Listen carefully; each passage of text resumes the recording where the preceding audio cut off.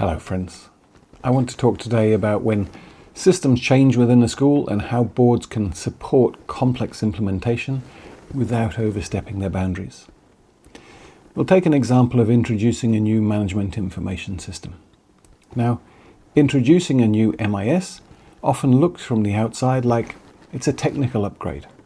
You've selected a platform, you've agreed a timeline, and training has been scheduled.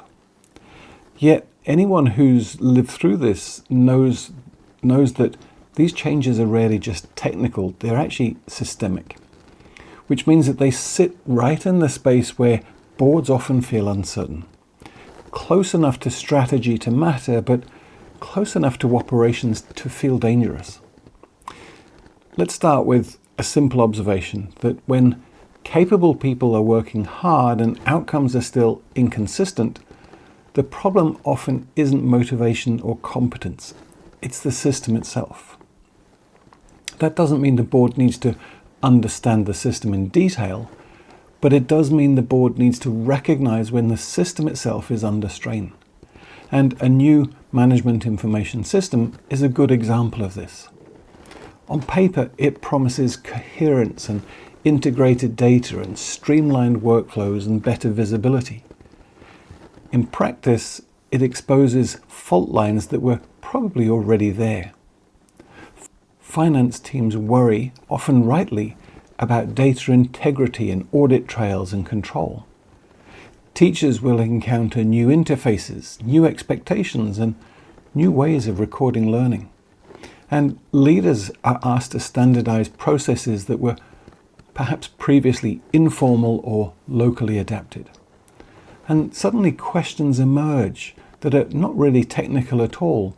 It's like, whose definitions matter and which processes are non-negotiable. What happens when systems can't do what the school's always done? None of this means that people are being difficult. It means the system is being renegotiated. And here's where boards can accidentally make things harder. Under pressure, boards may interpret friction as resistance, delays as poor execution, and tension as leadership weakness. The instinctive response is understandable. Request reassurance, ask for firmer timelines, push for compliance. But when the issue is systemic and operational, pressure rarely helps. You can't inspire your way out of misaligned structures. You cannot govern complexity through escalation. So what can boards do? Well, the answer lies in how boards frame their support, not in what they ask leaders to deliver. At this stage, the board's most valuable contribution is not direction, but orientation. Now, at this point, I know a lot of boards will often struggle, not because they want to manage, but because they don't have a shared way to stay at the right level.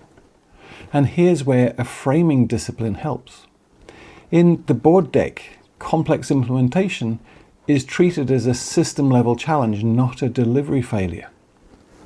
And before intervening, boards are encouraged to pause and ask 3 orienting questions. First, what level is this issue sitting at right now? Is it an individual capability? Is it team coordination? Or is it system integration? Second, what kind of work is this? What's required at this stage? Is it relational work? That's trust, building trust, clarity, psychological safety. Is it operational work that's actually talking about process alignment and sequencing? Or is it strategic work, the non-negotiables, the long-term coherence? And the third question is, what stance is most helpful for the board in this moment? Is it about holding boundaries? Is it about asking generative questions, or simply protecting the space for the organizational learning? These questions don't tell leaders how to implement. They help boards avoid collapsing into management when complexity arises. They keep governance focused on conditions, not on control. Instead of asking, why isn't this landing yet? boards can ask questions that surface system dynamics without stepping into management. For example, they might say, which parts of the organization are under most strain right now? Where are people being asked to change processes without having shaped them? And a good one is, what trade-offs are leaders having to manage between standardization and flexibility? Note that these are not operational questions. They're sense-making questions. They help leaders see the system more clearly and feel supported, not scrutinized. Another common board misstep is treating process definitions as neutral, and they're not. Every system encodes assumptions about how work should flow, about who holds authority, about what good practice actually looks like. When a new MIS is introduced, those assumptions often collide with existing culture.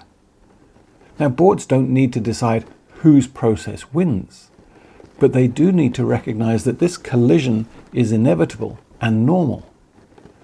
A generative board question here might be, which existing practices are being challenged by the system and which are being protected? That single question legitimizes the work leaders are doing behind the scenes. And there's also a timing issue that boards often underestimate. System change rarely progresses in a straight line. There's usually an early phase of optimism, a middle phase of confusion or resistance, and a later phase of gradual stabilization.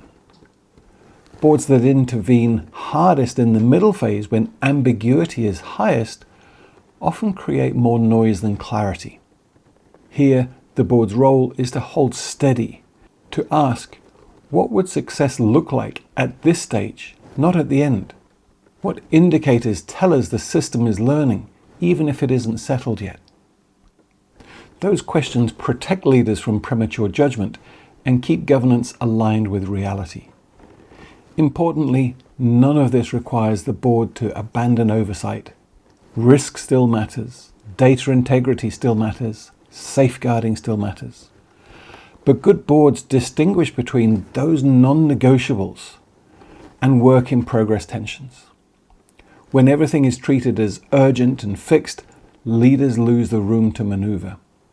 When boards clarify what must be protected and what can evolve, system change becomes possible. And if there's one discipline worth naming here, it's this.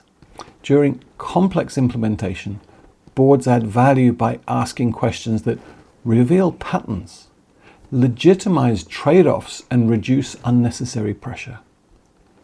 They don't add value by forcing artificial certainty or personalizing systemic friction or demanding resolution before learning has occurred.